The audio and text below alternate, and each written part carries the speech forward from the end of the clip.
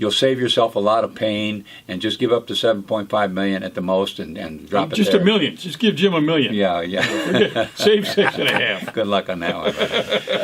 They're gonna love us. I'm sure Paladin's like, get those guys out of there. No, they followed me. It's like a curse.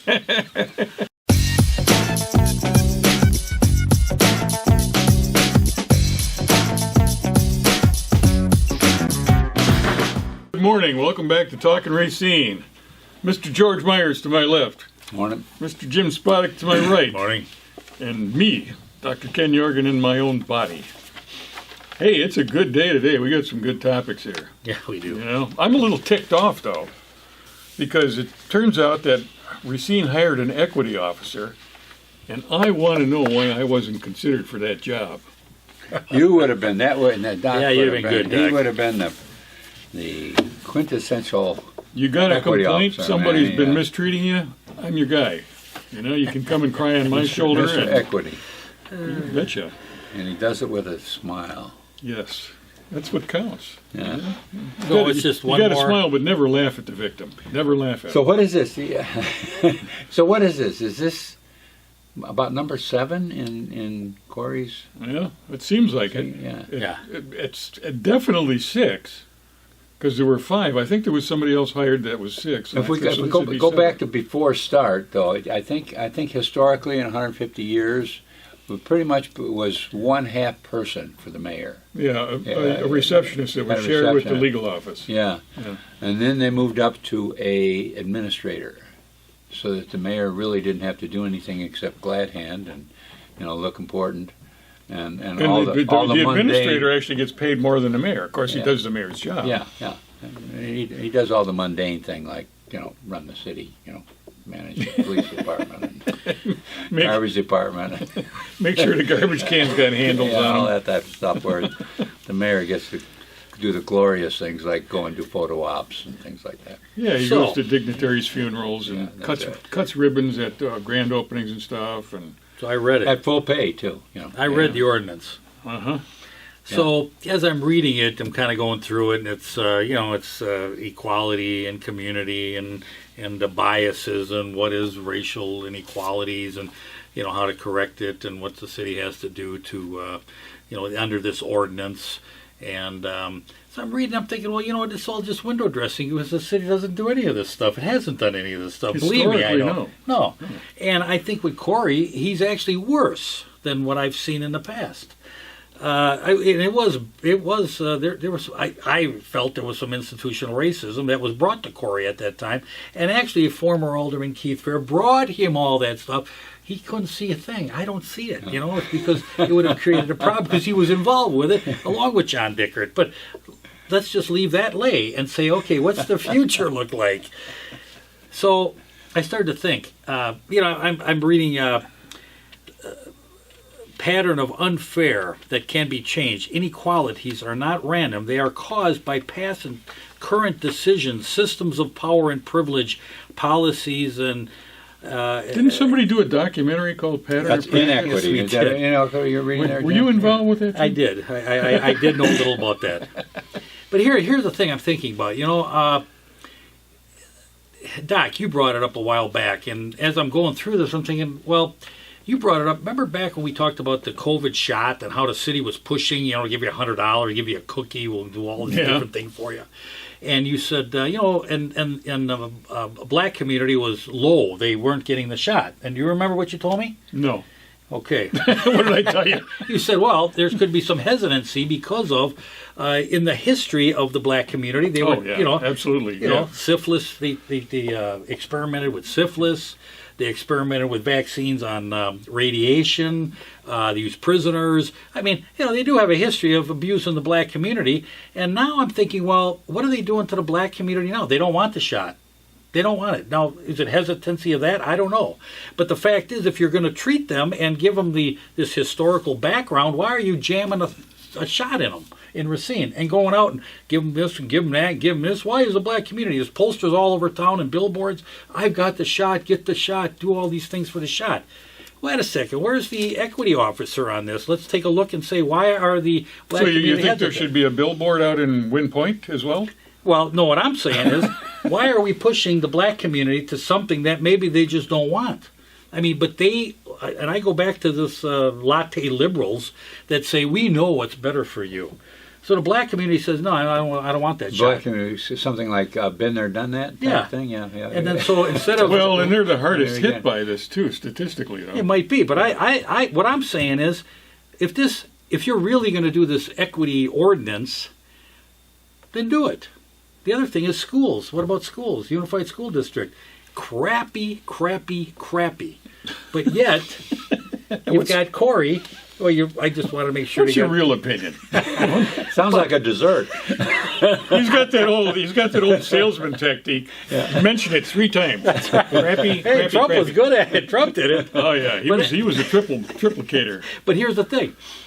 You got that school. You push the school system, but what are you really doing if your school system's crappy and your citizens are going to this school? Let's work on a little this.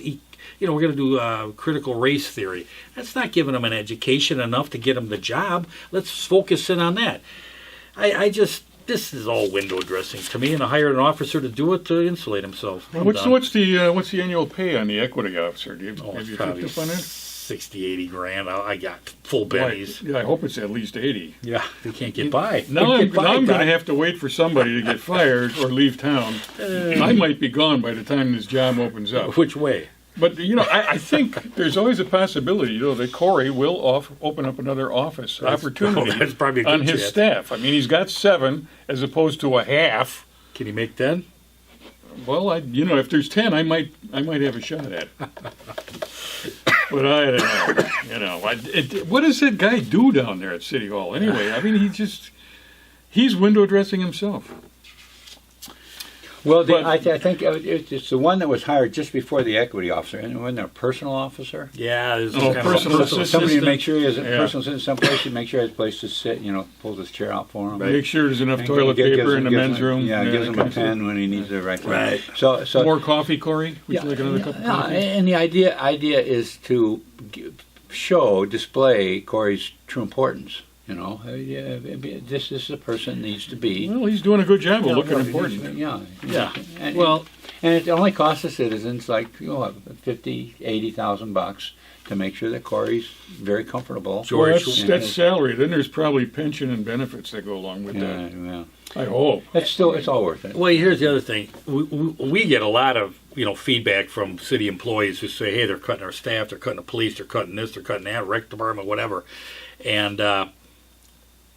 We hear it. And yet there's room for these new employees. All this is going. They actually say, "How come the mayor? What's the mayor doing? He's getting all these. Do you realize what he's doing here?" Yeah, we realize. We know what's going on.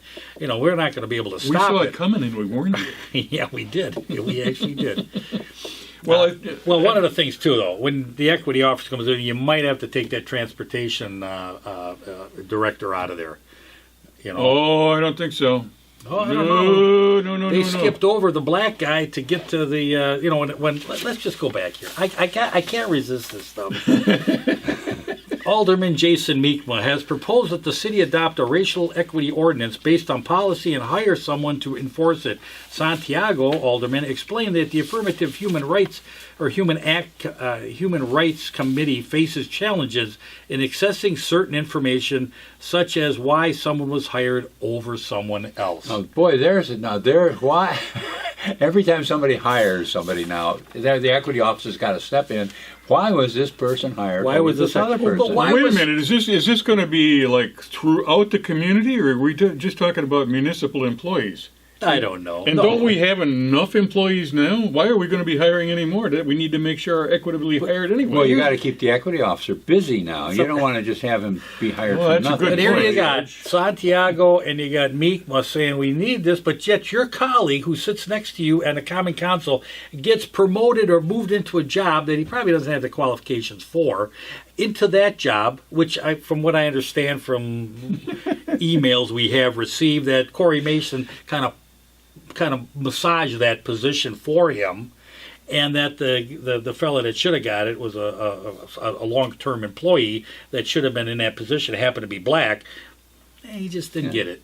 Well, that was before there was an equity officer. Maybe that's. I'm sure that wouldn't That was happen maybe now. the reason they hired one. Yeah, they realized that there was a problem after that. Right. Well, okay, let's move Okay, on to something all right. here. We're going to bid a sad farewell to Middletown, Ohio.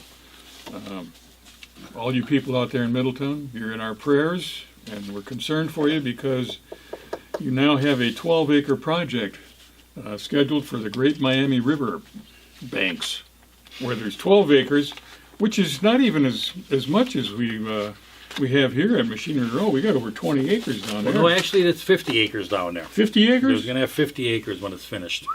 It is huge. It's a $1.3 Oh, billion. I see. Middleton owns 12, and there's going to be 50 needed. So they're going to be somebody's going to be selling their property, probably under duress. But the thing that's cute here is that an old friend of ours, who's a decent guy. Decent guy. You want to sit and have a coffee with somebody or a beer or something. He's a guy that you could do that with. Jim Palahniuk, former city administrator, or was it city manager? I can never keep it straight. Well, he was administrator here. He's city manager in Middletown. That's about a nickel's worth of difference there, right? Well, one of them acts as an advisor, and the other one more or less runs the show. Yeah. Yeah, city manager. That's what he really wanted to do. He didn't want to be Administrator, right? Administrator, and He didn't want to, and talking to people like Right. Corey. Well, Jim was he came here from Rio Rancho, New Mexico, right? And where he had, spearheaded an arena project there. Came here specifically to manage the arena project in Racine. Of course, that took a crap, thankfully. And then he moved on to Middletown, ended up in Middletown, Ohio. And how did we find out about this, Jim? Well, we got a email or a Facebook post that said your boy Jimmy ended up in Middletown. I didn't know what it meant right away because we had done some different shows on the arena. Obviously, we had a lot of controversy on that arena, and we were all against it. So I texted him or emailed him back, and we kind of got a conversation going. He sent me an article. I sent it to these guys. They said, well, we got to talk about this. This is too good to be true. I got a question for you, I want to George. show a video, though. Oh. This will give everybody... Yeah, we didn't have a video last week, did we? Let me put this video on, and then you can kind of get a little background of where Racine is in the play with Middleton, which is, ours was what? How much, George? Well, it varied, but it started at 40 million, and it was up to 50 million, looking at 70. Okay. Type of thing. So that's nothing compared to 11.3. No, this is Middleton. You guys much got the bigger. big enchilada. Yeah. But let me play this, and then we'll That's come more back. than an enchilada. That's a stuffed burrito. Okay, I'm going to play this.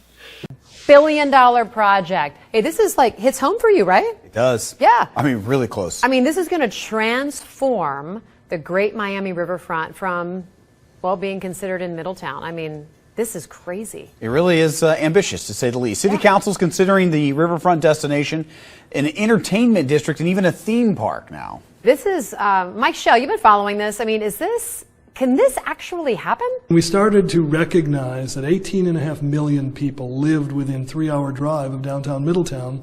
It really made the difference in recognizing that you could do something that is really transformational. Hollywoodland, named after the iconic original name of Tinseltown, would develop almost 60 acres of land along the Great Miami River. Plans include a first-class full-service hotel and convention center, a family-oriented hotel and water park, a historic boutique hotel, entertainment and concert venue, and an indoor amusement park. It would also have a 3,000-space parking garage, luxury apartments and condos, motion picture studio sound stages, multiple bars, restaurants, and brew pubs, and fashion and recreational retail. And the economic impact to Middletown? Huge. Thousands of new jobs, investment well over $1.5 billion, incredible amounts of spin-off. Lyle Landley. And I come before you good people tonight with an idea. Probably the greatest. You're going to get a whole lot of information. You're going to know an incredible amount more than you knew before about both the design and the financing. And if you like what you've heard, you'll be in a position to start moving forward on... Oh, it's not for you. It's more of a Shelbyville idea. Now, wait just a minute. We're twice as smart as the people of Shelbyville. Just tell us your idea and we'll vote for it. It's got a name now. It's Hollywoodland, and it really is a destination entertainment venue and district, quite unlike anything else in the United States. It's never been done before. Location-based entertainment, basically. The creation of a brand new industry.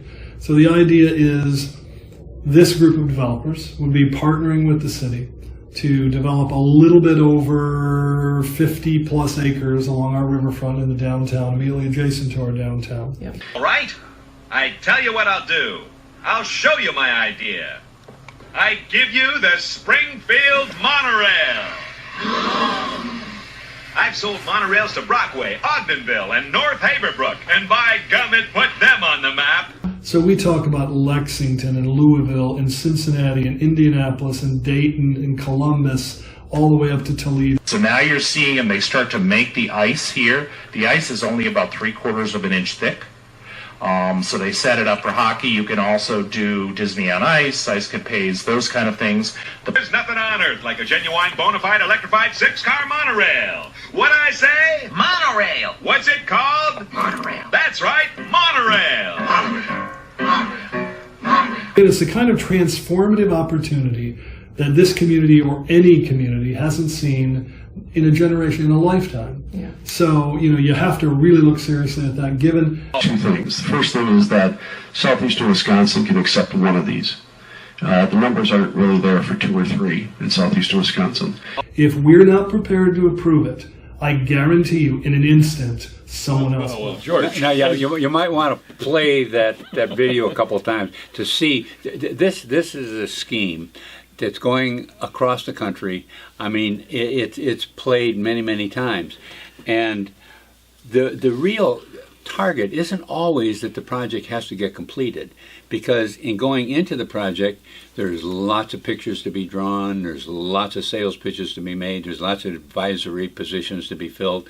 And in our case, in Racine, they started off with $30,000, just kind of break the ice, and then they fly them in, George. Yeah, and then they came in with this phase 1, phase 2, phase 3 project, which was $500,000 to $600,000 for a feasibility study. So now that's not big in terms of Well, before like you the spend a citywide. lot of money, you got to make sure this is a good idea. But that's $500,000 to $600,000, a little kitty there, say for them to go for, and then the really nice one, if they can get to the next one, which is $2.5 to $3.2 million, just to get plans and bids out. Now we get to the big expenditures, and then the final thing was the $40 to $45 million construction. Now in Middleton's case, what we had to play with was what was called a agreement that came. It was called an intergovernmental fund. It had a couple $1 million in there, but it was broken up into a whole bunch of projects. So $50,000 to $600,000 is about as much as we could sap out of that thing. You guys have something really big. You have a nice little kitty of $7.5 million. Now, $7.5 million. $7.5 million. You don't want to go around planning a $40 million project. That's just not worth the $7.5 million. So what you got was a $1.3 billion project. Now, if you're real smart, you will just lose the $7.5 million. I mean, that could be spent on some nice things like maybe getting some good playground equipment or improving some ball fields or something like that. You can do some nice things around the community. But all right, so you're going to lose out on that. But be careful of that $1.3 billion. Ours started at $40 to $45 million. By the time it was getting into real discussion, it was up to $50 million. And by the way, at that point, we had a man that moved on the scene. His name was Dennis Monte, and he had this great little sign. Jim, you might want to put that up on the screen. It said A for arena with a line and a circle through it, no arena. So we had started our campaign to break it down then, and Dennis saved the community from going to the $40 to $45 million. We lost the $500,000 to $600,000. We avoided the $2.5 to $3 million loss, and we definitely avoided the $40 to $45 million. But the point was that was a starting point. it actually, as it turned out, it was going to be closer to 60 to 70 million dollars. And yours, starting at 1.3 billion dollars, I can just guarantee you, by the time you get done, it's going to be $2 billion. And that's where the real hurting comes in. Jim Palanek came from a place called Rio Rancho. It was down in New Mexico, where they actually sold the place, sold the community on doing it. They actually did it, and you can look that up. It's still on Wikipedia, and it tells about how it failed to pay for its bonds, and the city was really hurting tax-wise and this type of stuff. It caused a lot of aching to people down there, and that was just a little $53.8 million. Your $1.3 billion project would really, really hurt. So if you're really, really smart, you will study it, and you will find out as you go through the process, and you find out that this is just a spiel. You heard it on the thing. There's a couple things they say. If we don't do it, and the same thing we're saying. If we don't do it in Racine, they're going to do it down in Kenosha, or they're going to do it up in Milwaukee. They'll steal this plan. And you saw it right there that what Palanek said. If you don't do this, somebody else is going to grab onto it. Guarantee. Yeah. Now, who did the arena project around here? That was the one that was all these other communities wanted to do. The one up in Oshkosh city leaders are expressing confidence tonight that the financial issues surrounding the Menominee Nation Arena won't have an impact on redevelopment efforts in the surrounding neighborhood that's known as the Sawdust District. As we reported yesterday, the company that built the facility has filed a lawsuit against its owners for failing to pay the bills. In the next news update, Jason Zimmerman asked if taxpayers should worry about the city's investment. As early as next week, Balin Buildings, the Menominee Nation Arena's general contractor, and Fox Valley Pro Basketball, which owns the arena, could be in court over a claim more than $13 million is owed on a past due mortgage that hasn't seen a scheduled payment since May of last year. During a meeting Tuesday night, City Manager Mark Roloff provided council members with an update. We're really going to advise the council that this remains a private party issue, that everything that the city's done to protect the taxpayer still applies. The city is not part of the lawsuit, but has suspended property tax rebate payments tied to the arena being in a TIF district. It's also the focal point of an area south of the Fox River known as the Sawdust Days, with long-term redevelopment plans. It has been actually successful in that we replaced slum and blight, and there have been some successful relationships out of that. There's been new development as a result.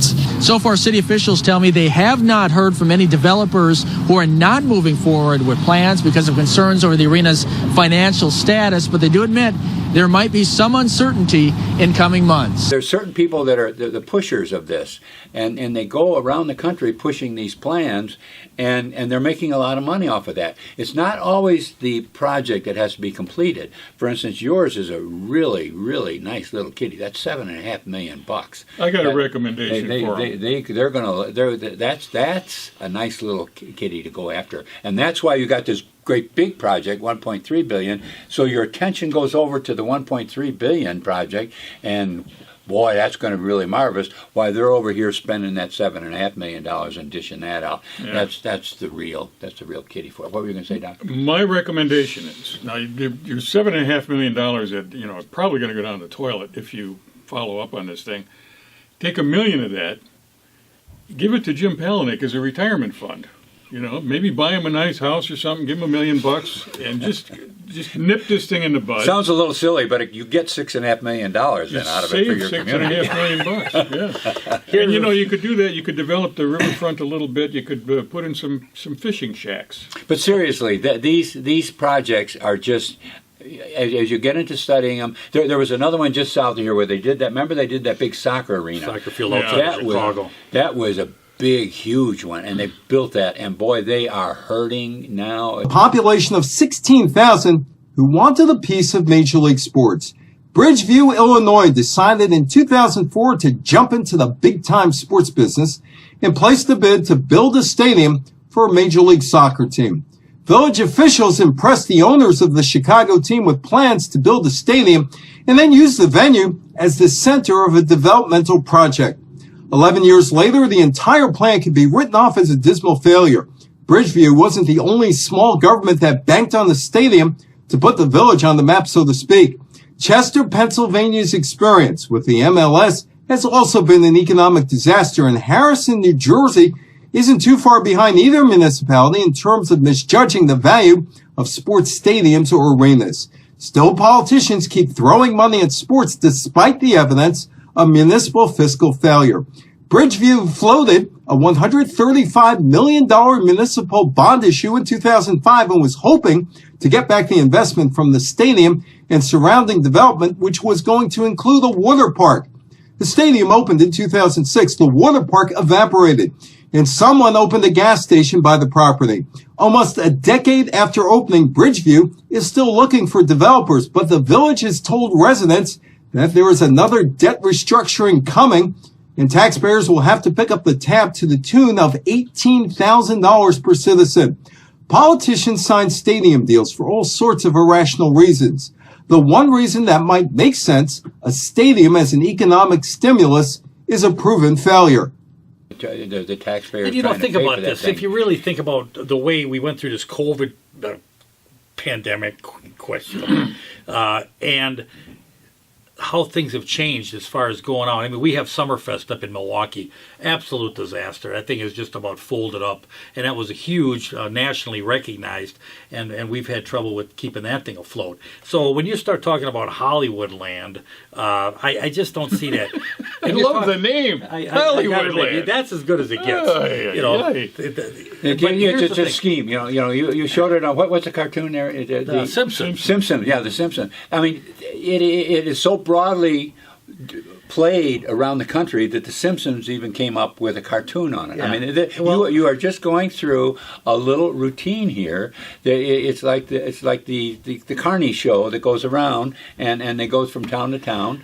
Well, here's the thing, selling George. They've got 51,000 people. We had 78,000. Now, you think about taking a tax, but no, the bonding is going to be we heard all the same stuff. Yeah. There's going to be no cost to it. They were going to wipe out the whole intergovernmental plan. And listen, and Rio Rancho was the same thing down there. It's always the same pitch, and then the bonding doesn't go through, and then the taxpayers are stuck with it. Now, here's the other thing. You've got common council members. Now, I think in your community, there's 5 of them. We've got 14? 15. And probably, I don't know, we had probably a fairly close split on that arena. A lot of pressure to get this thing through. As a matter of fact, they actually voted to move on. But it was the community, it was the people in the community that stopped that arena. Yeah. The guy that won the election, Corey Mayer, said he had never seen so much opposition to any one issue in his life, and this was and he had been for it, right? Until he was chosen by the prior mayor. This was our prior mayor's pet project, was this arena. So he had been chosen to carry this forward. He had to ditch it because the community was so opposed to it. So it's like the fact that your aldermen are supporting it is not a good sign, because they will be sold on it. They're looking for solutions. They're looking for ways to make your community. They think they're going to wear that star when you walk around the community. It isn't going to be a star when that thing kind of comes together. You're talking about a lot of money, awful lot of money for a small community. And if it was really legitimate, it would go like Disneyland comes in. I mean, when Walt Disney went into it, he just spent his money, built it, and he's making a lot of money off it because it was worth it. As soon as you go into bonding and you have to have community support, and it's a private public project. Well, that's where the switch comes in, because it's always going to be the private developers are going to come in and they're going to finance it. They're going to do all the building. There's going to be really minimal investment on the part of the community, maybe $7.5 million.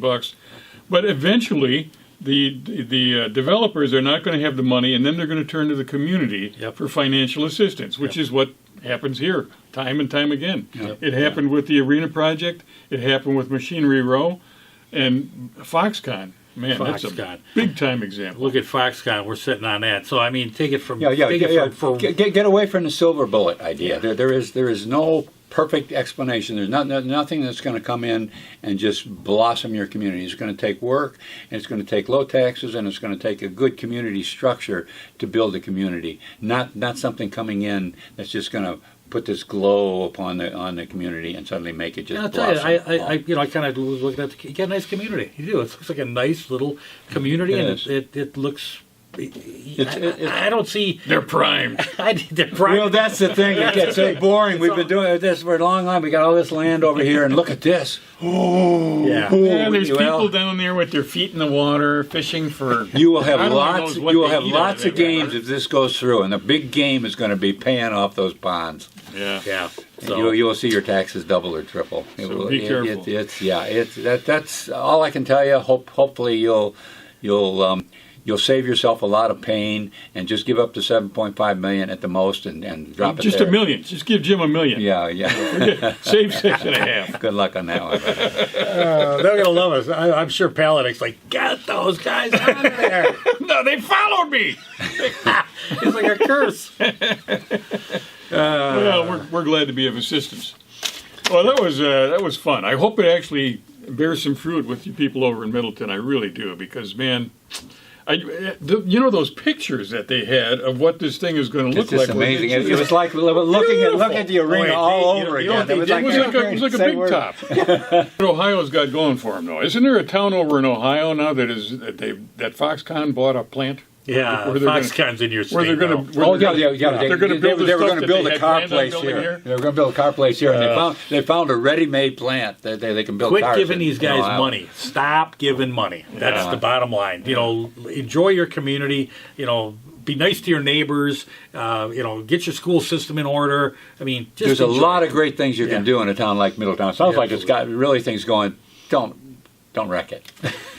So, don't wreck it with bad financing. Well, this is talking Racine. This is kind of tangentially Racine, but we're going to try and give you the benefit of our experience. So, And you go back to some of our episodes. Matter of fact, the one I ripped that off, it was episode 27. So that was back. That was in the early days when we were doing. We're at 247 now. Yeah. So that was in the early days. I mean, and we may have come on because of some of this. Well, that was certainly one of the incentives. Yeah, it was an incentive. Machinery Row was another one. We've had some disasters here. Foxconn, and we go on and on and on. But you really take it. Well, Racine's in a bit of trouble. I know we've been losing population since the 1970 census. So that's 50 years of gradual declining in population without any years where we gained something. And the thing is that there's these rescue operations keep coming. We had KRM. Remember, we were going to put out this little railroad train that's going to transfer people down from Chicago to Chicago to Milwaukee with a stop and receive. Yeah, I know that. All kinds of little plans, and unfortunately, our supervisors up at the county level and our aldermen at the local have no answers. They haven't figured out yet that what they need to do is just leave us alone, quit hassling the businesses and stuff in town, and we'll make it grow. But they can't figure that part out. So they look for these other silver bullets, these other solutions that come in there, and so these salesmen come through and they keep giving these spiels out, and they're very, very. They're good at what they do. They got great PowerPoint presentations. They got great materials, great speakers, and it's one heck of a show. We were going to have hockey, remember? We're going to have a hockey rink. And Disney on Ice. And we're going to have, oh my God. And the little bits we see here, we're looking at Middletown, I said, we've seen that show. We've already been to that movie. We know it. We know how it comes out. We know the ending. Well, enjoy the movie. That's about it for today. We've enjoyed having you here. We hope you come back and see us next week. We'll be here.